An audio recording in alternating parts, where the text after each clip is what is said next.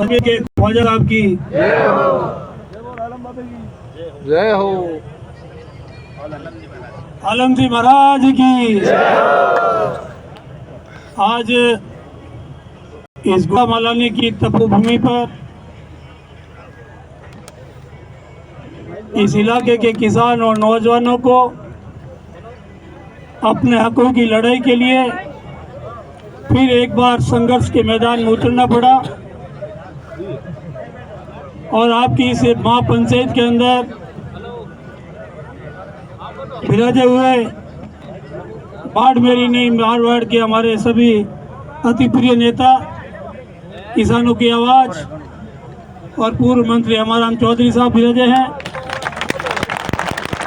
मेरे साथ राष्ट्रीय लोकतांत्रिक पार्टी की वरिष्ठ नेता और मेरठा की पूर्व विधायक और राजस्थान के बावरी समाज की कद्दावर नेता इंदिरा देवी जी बावरी विराजमान है। हमारे आरएलपी के भवनलाल जी गोदारा, जयराम जी बाड़मेर, माधाराम जी कुड़िया साहब, गजेंद्र भाई, अभी बींजाराम जी प्रधान साहब जो भाजपा के हैं, उन्होंने बहुत ही ताकतवर बात की, उनको भी धन्यवाद दूंगा। सोमलाल जी वार्ता में पधारे हैं। हमारे एएसपी के नेता मुकेश भाई कहाँ है? प्रहलाद भाई, मगाराम जी, जोगाराम जी, गोमाराम जी और तमाम बैठे हुए हमारे जांबाज साथियों। हिंदुस्तान के सरहद का ये जिला है और यहाँ के जांबाज नौजवान किसानों को मैं सलाम करता हूँ, सैल्यूट करता हूँ कि आप जब आपके ऊपर अन्याय, जुल्म, अत्याचार, आपके हकों के लिए लड़ना पड़ता है तो आप संगठित होकर ताकत से मैदान में उतरते हो। मुझे कल रात को राष्ट्रीय लोकतांत्रिक पार्टी के हमारे राष्ट्रीय अध्यक्ष हनुमान बेनीवाल साहब का फोन आया कि दिलीप जी आपको मालानी जाना है। प्रोग्राम बेनीवाल साहब का भी था। उन्होंने कहा ये सेमी लड़ाई लड़ लो, नहीं मानेंगे तो मुझे आना पड़ेगा। जब मैं पचपुत्रा आया तो मेरे पास साथियों का फोन आया कि बाड़मेर की पुलिस ने गुड़ामाली का घेराव कर दिया है।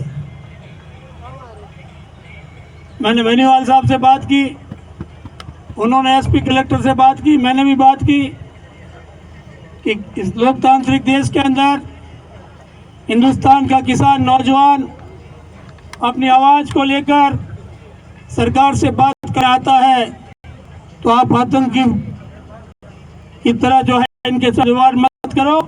ये बैरिकेडिंग या तो हटा दो तो बेनीवाल को यहाँ देगा। किसानों की लड़ाई कोई छोटी मोटी लड़ाई नहीं है, ये देश का अंदाजा है। इस देश के मान सम्मान आपका नाम आता है। हिंदुस्तान जब गुलाम था और अंग्रेजों का शासन था, उस वक्त भी अंग्रेजी हुकूमत के खिलाफ हिंदुस्तान का जांबाज किसान नौजवान लड़ा था। कई हमारे लोग, चंद्रशेखर आजाद, राजगुरु भगत सिंह जैसे लोग, सुभाष बोस जैसे लोग इस देश की आजादी के लिए हंसते हंसते अपने प्राणों की बाजी लगा दी। हजारों लाखों लोग हमारे स्वतंत्रता सेनानी शहीद हो गए।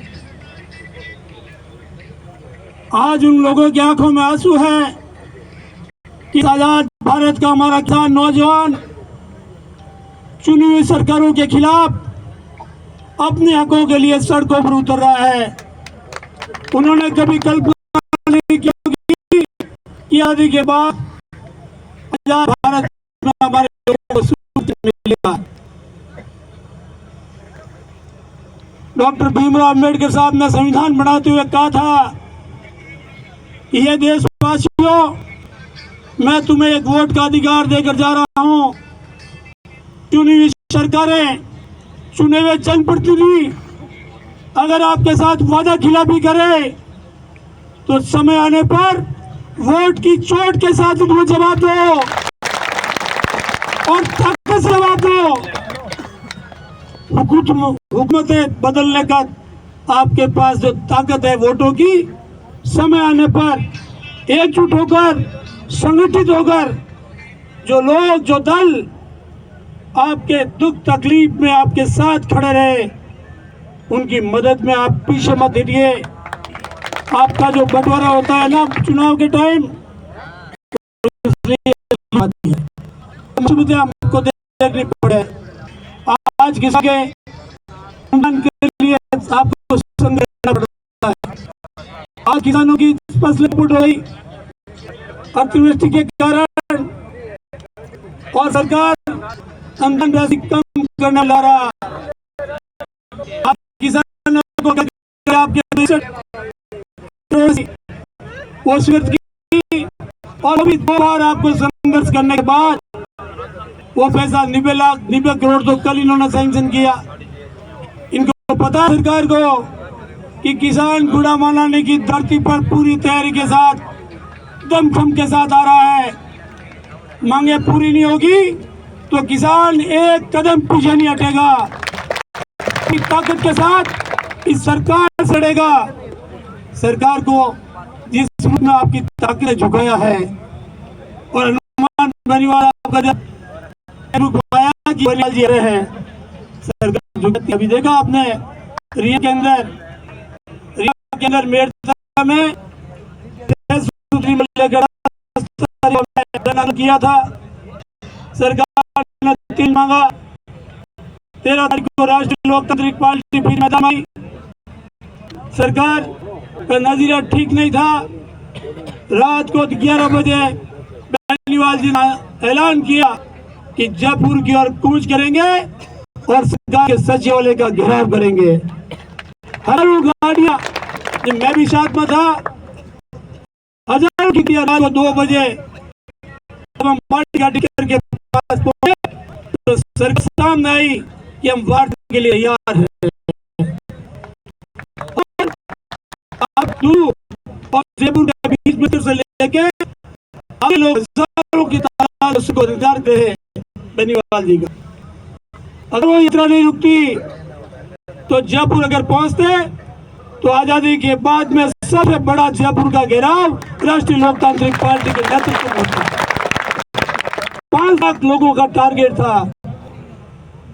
आपको पता है सरकार अगर आम जनता की बात नहीं सुनती है तो लोगों का गुस्सा भारी पड़ता है।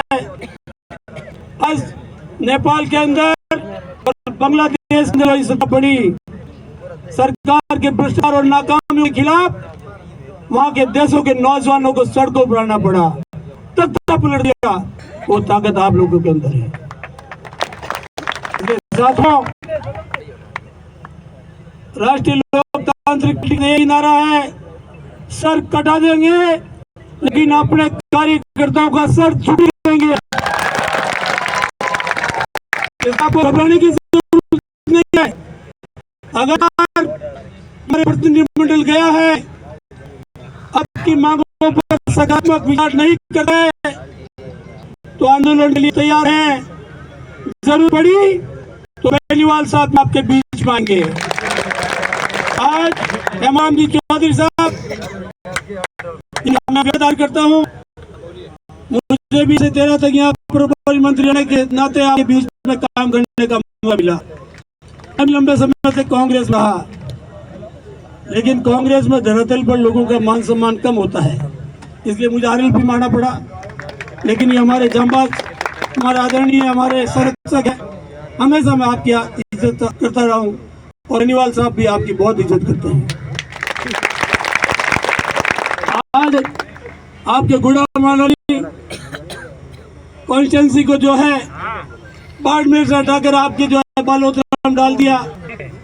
तोरी मन्ना को नामसाब है सरकार की। आज कहाँ आपका 130-40 किलोमीटर दूर बालोतरा और कहाँ 40 से 50 किलोमीटर दूर आपका बाड़मेर। इसके लिए भी हमारा चौधरी साहब ने जो संस्कृत बजाया उसके साथ हम सब खड़े हैं। जहाँ जरूरत पड़ेगी पूरी ताकत के साथ सतीश कुम का आम आवाम बाड़मेर जैसलमेर का नहीं पूरे राजस्थान का आपके साथ है।